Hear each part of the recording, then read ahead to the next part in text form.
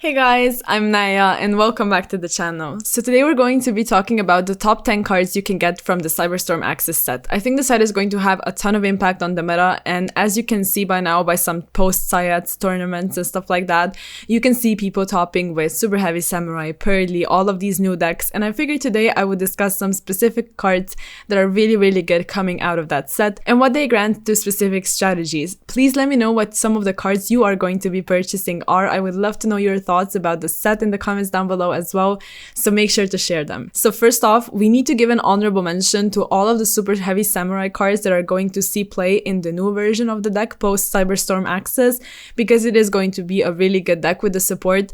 The support by itself really did a lot for this deck to make it meta relevant, but today I wanted to focus on only one card, mainly because I really want to round it to 10 cards and because you literally could go through every single Super Heavy Samurai card because it's a really good piece of support. But like I said, I just want to keep one card to represent the Super Heavy Samurai support. I also think it's probably the best one, and it's also the weirdest to interact with. So today we're going to be talking about the Wakaushi.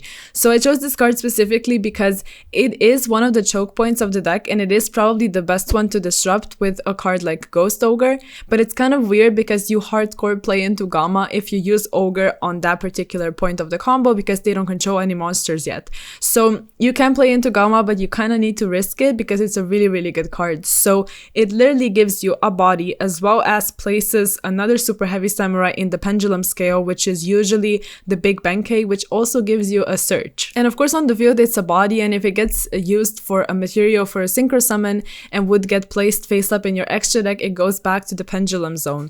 So immediately you have a high scale and you can use the effect on the next turn because it's a hard once per turn. So it's really strong, and I definitely wanted to cover it in this video. Also has a decent effect on the field where it does lock you into Super Heavy Samurai monsters. It does make you pitch a monster, but it's still a decent effect.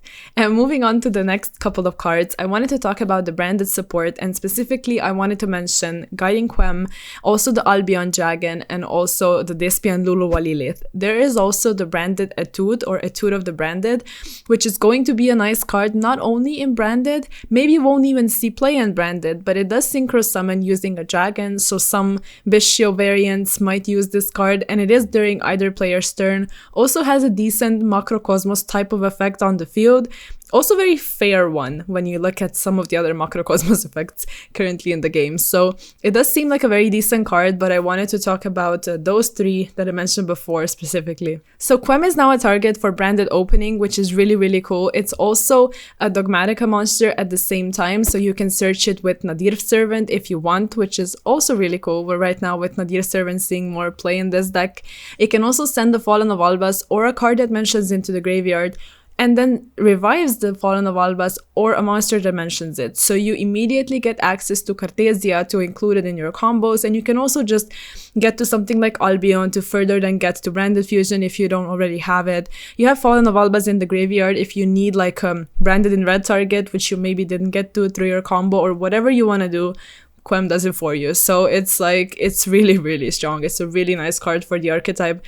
And moving on to the other ones, Albion is basically branded expulsion like everyone says, but I think it's cool because like it is another branded expulsion, so you can either commit all of your plays to Albion, then they need to like Nibiru your field or something, and then since you already have Gimmick Puppet in the graveyard, you can just set expulsion in the end phase and still get to it. Also, Albion cannot be targeted by opponent's card effect, so it cannot get negated as easily with something like Impermanence, and just I get that the entire Gimmick Puppet stuff is kind of, toxic, annoying, but it's a part of the branded decks, so I guess it's something we're gonna have to deal with.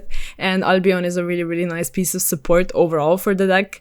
And as for the last card, the Despian Luluwa Lilith is great because it can be summoned with Grangignol and also has a very nice effect in the graveyard, which can be useful if you send it with cards like Nadir Servant, like pretty much anything that sends cards in the deck, which a lot of cards do. So if you get to the synchro to the graveyard, it has a really nice effect in the end phase as well. Moving on to the other cards, cards, Pearly Lily and the Sleepy Memory are really good additions to the Pearly deck.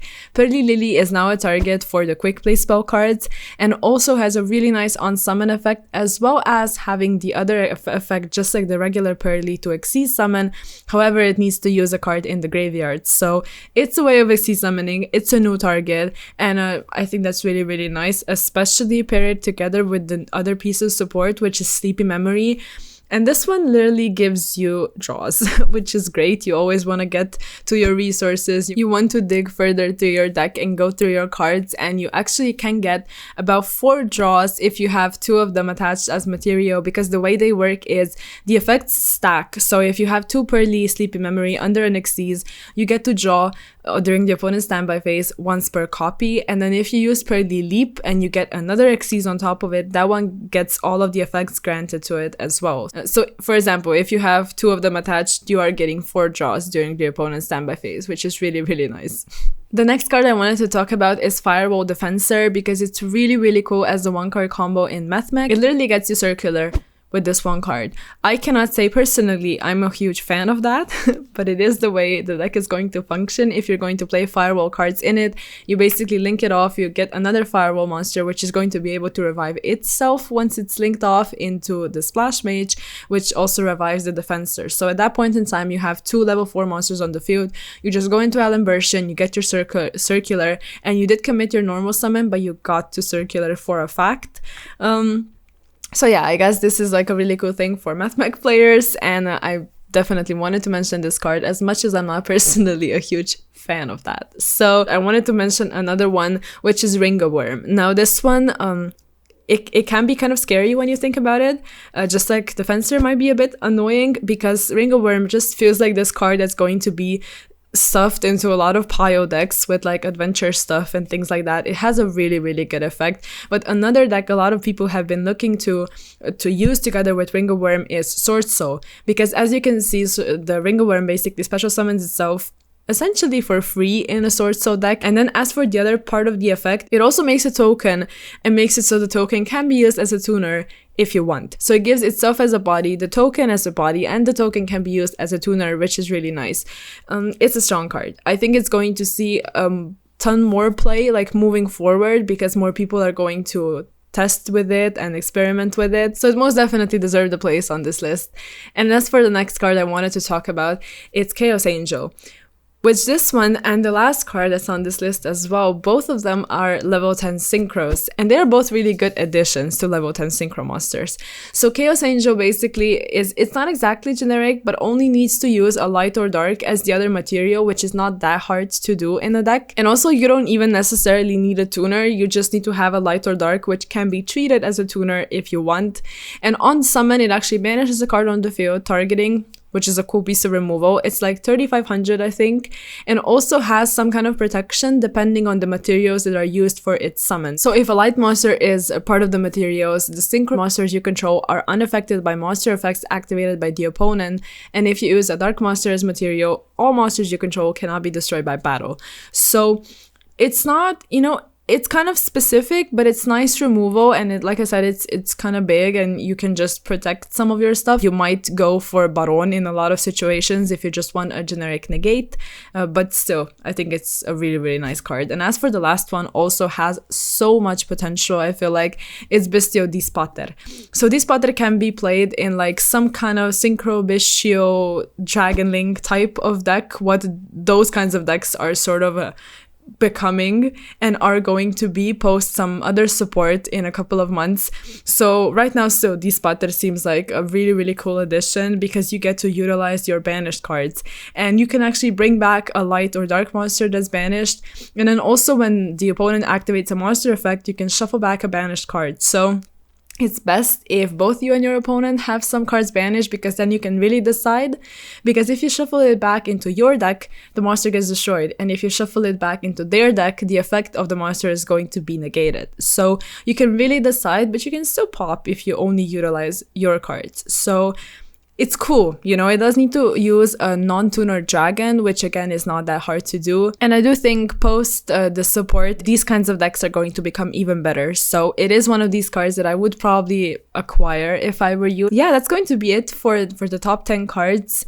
I think these ones are like the most important to look at because of all the reasons I already listed in this video. However, there's a ton of other things coming out in the set, like monodome stuff, and there's some other support for specific archetypes. So there's a lot. I suggest you read through the entire set and you really decide what you want to get, and also make sure to go on card market if you're looking for any cards. And overall, just let me know what are the cards that you're going to be getting from the set and which decks you're going to be playing moving forward. And if you like this video, please make sure to like it.